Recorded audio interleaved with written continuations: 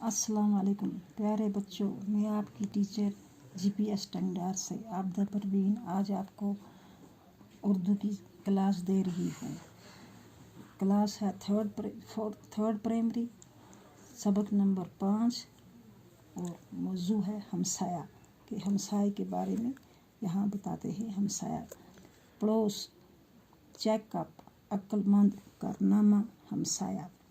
اسلم اپنی امی کے ساتھ گھر میں اکیلا تھا۔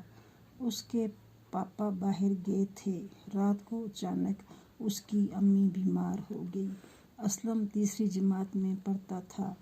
وہ چھوٹا تھا، اس کی سمجھ میں نہیں آ رہا تھا کہ کیا کرے۔ امی درد سے چیخ رہی تھی۔ وہ دوڑ کے گوتم انکل کے پاس گیا۔ گوتم انکل کا مکان سامنے تھا۔ اس نے اپنی امی آواز دی، گوتم انکل، گوتم انکل۔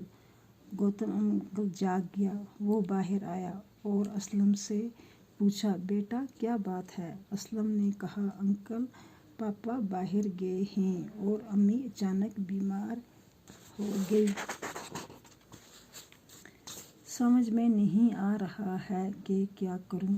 گوتم نے کہا، گھبراؤ نہیں، سب ٹھیک ہو جائے گا۔ اس نے اندر جا کے اپنی بیوی کو جگایا اور اسے ساری بات بتائی۔ گوتم اسلم کے ساتھ اس کے گھر آیا۔